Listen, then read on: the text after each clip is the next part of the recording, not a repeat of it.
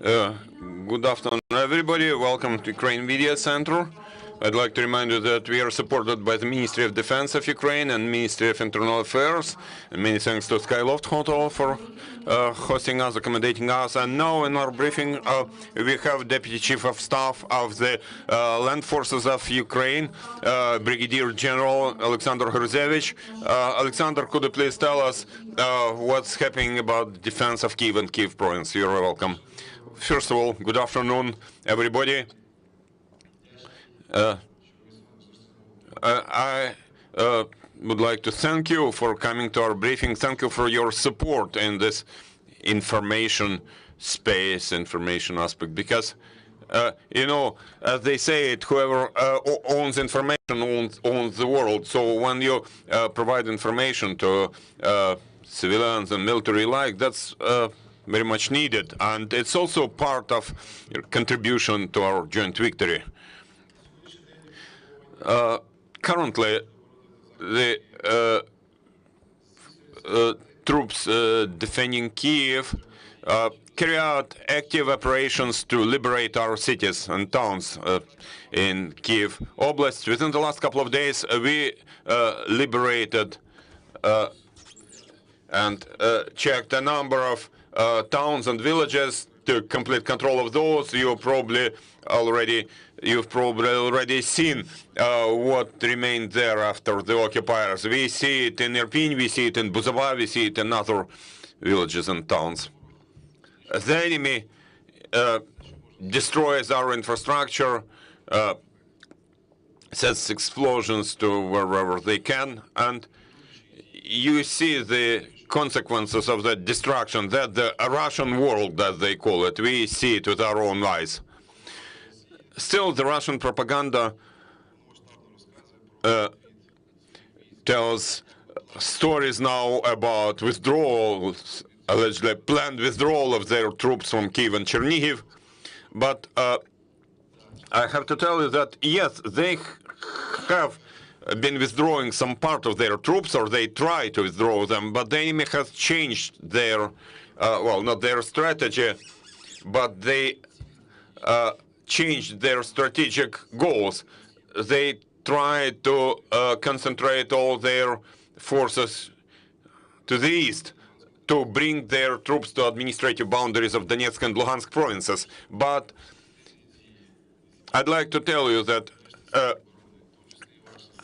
actions taken by Ukrainian military and other components of defense forces forced Russians to do it due to heroic actions by our military and skills of our commanders. We have completely destroyed the enemy's plans, and currently in Kyiv Oblast, Kyiv province, the enemy has completely lost their offensive potential. In some areas, they try to switch to defense to maintain their positions, those locations that they took before. But the commanders of Kyiv Defense Forces conduct active actions and prevent Russians from maintaining it. I believe that in the nearest future we will get some good news, believe me. Actions are being taken. I know that you worry a lot about Bucha, about Vyshhorod. Vyshhorod is already ours. We have taken control of Vyshhorod, and soon, as I said, we are to get some very, very good news. I would not like to jump ahead too much, but in a day or two, we'll see some great picture, and we'll further develop our success. But at the same time, we should not forget about the enemy's forces, because currently there is a lot of those around Kyiv to make some strike or to try and strike in response. First of all, I mean rocket strikes, which continue every day, and every day they increase and they hit both civilian and military infrastructure alike. And because of that, civilians suffer and our whole infrastructure suffers. Currently, our air defense troops are ready for that. Most of their rockets are downed. The enemy's aviation is afraid of getting into the zone covered by our defense forces. They just make some untargeted strikes, but some of them hit buildings, and unfortunately we have some victims among civilians, peaceful civilians. So the enemy will continue with this tactic in the nearest future. Commanders take proper action to minimize the impact of those rocket strikes, and as I already said during my previous briefings, we are taking action to push the enemy as far away as possible from Kiev and Kiev province to deprive them of their ability to shell with artillery, with multiple launch rocket systems, and when they make rocket strikes, we'll counter them with our air defense. Now, I can say for sure that we'll not see enemies in Kiev. Don't worry. Now, about Kiev Oblast, Kiev province, I will repeat that we have been taking active measures to liberate our villages and towns, and very soon we'll share results with you. Believe me, there will be very good results.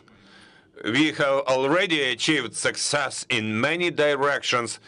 I just don't want to jump ahead too much. Because, you know, to take something is one thing, but to take and maintain control of a town or something is another thing. So when we have control of something, we'll share it with you. I know you know, you'll probably learn about it earlier than I will. And finally, I'd like to thank everybody for this support you provide in the information space. And I'd like to thank all components of our defense force, not only our military, our armed forces who have been heroically fighting for our liberty, but also all the other components of defense forces, including territorial defense, police, border guards, everybody, because due to their efforts, we will achieve our victory. That's basically it. If you have any questions, I'm ready to answer those. Thank you, Oleksandr, for this very important information. Dear friends, dear journalists, you're welcome. You can ask your questions. Please use the microphone.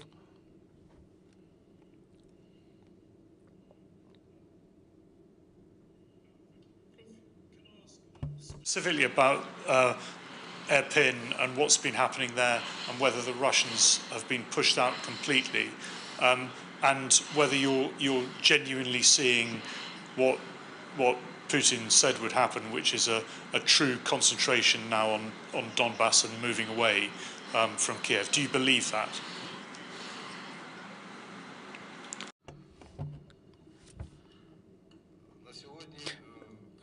Currently, at least overnight, over 700 vehicles moved towards Ivankiv and Belarusian border. That's 3 to 4 battalion tactical groups.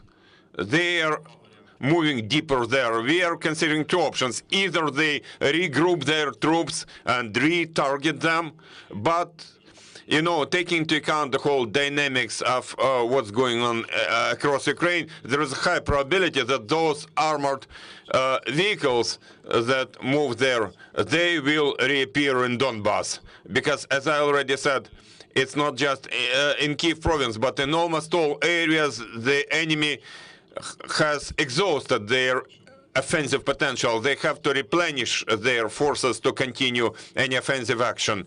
So we believe that, in our view and in my personal view, to that end, they're regrouping their troops and moving their troops and forces. But those forces that stay around Kiev are still quite significant. We should not be afraid of anything. We should not be scared, but they can cause some damage.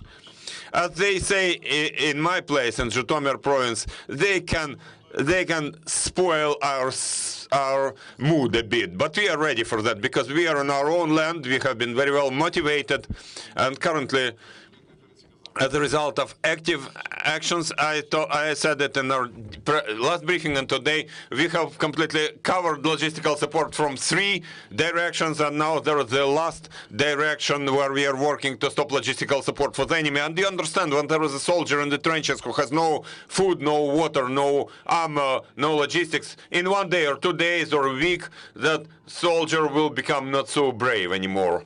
We all know it. So we have been working on that. So we consider 2 options, and we are and we are ready for both. But the worst one and the best one for us.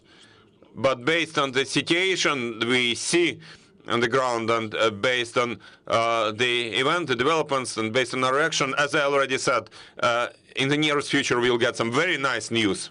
Any more questions? There was also about Irpin. Well, Irpin has been completely under control, and the rest of villages and towns around Irpin will be soon. You know, it's been controlled. Yes, there is shelling. There are some threats, not so frequent, not so often, but there is some shelling sometimes. Probably that's why still civilians are not allowed to return to Irpin, because there is some danger of shelling yet. You know that the most valuable thing is life, be it life of our military or life of our civilians. It's about people's lives. That's the most valuable thing we have. So to ensure security, safety of our civilians, we temporarily do not issue a permission for them to return. Especially that, you know, I'm not to hide it from you. There is a lot of traps the enemy has left there. Yesterday alone, we removed 7 minefields, strong minefields in 3 towns and villages. And now we have been working with our minesweepers, and those from the State Emergency Service have been working on demining those liberated towns and villages. Question? One smaller, anti-tank mine or anti-personal mine? Usually there are mixed minefields, and there are lots of surprises. There was anti-tank and landmines and improvised explosive devices too, IEDs, which can be made from everything. There are minefields and traps on key routes everywhere, I would say. As far as you can see, the tactics of Russian on the ground are changing in this day. I mean, are they learning from the mistake of the first weeks of war, and are they adapting their way to fight on the ground at your in order to face your unit, your light infantry unit?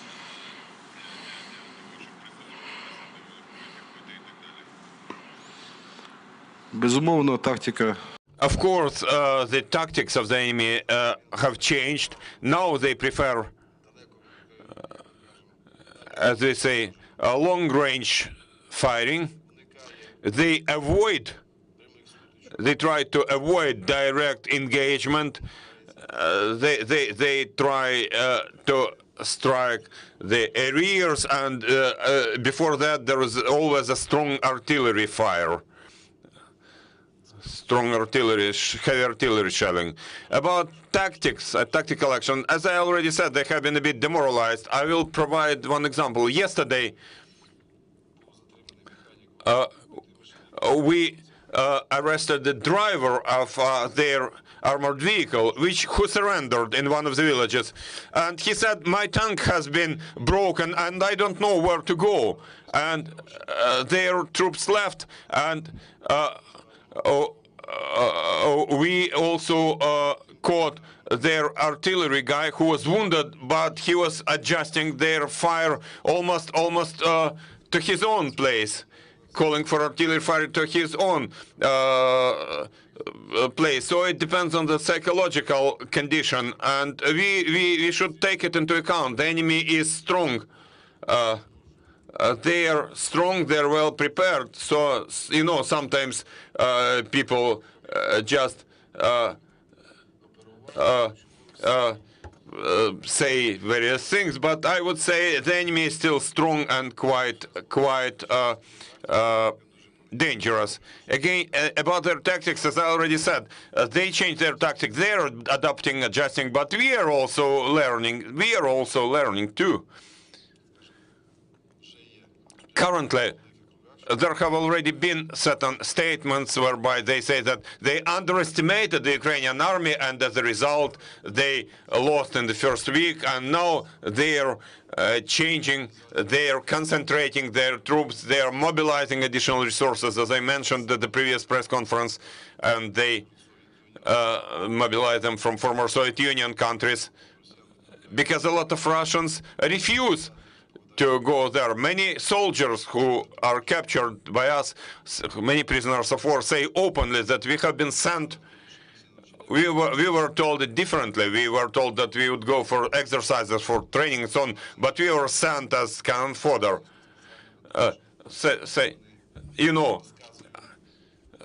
I quoted in Russian, we were all in military exercises, we didn't know, we were ordered and we came here. But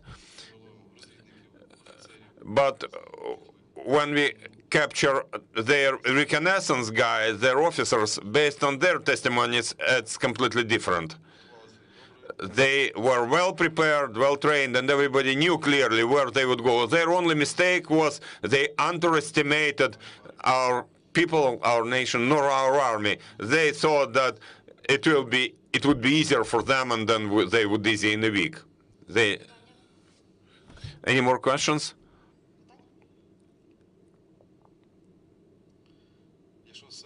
If a brief question, I heard either from the general staff or somebody that from Brovary, direction from Brovary area, something continued there. Can you comment on that? In Brovary and very soon they will be surrounded. Thank you. That's it. Thank you, Oleksandr. Thank you for finding time and joining us here. Thank you for this information. Thank you, dear friends. We work for you. Watch our announcements. Now we are developing our schedule for tomorrow. We'll inform you. So stay in touch. Thank you, and goodbye.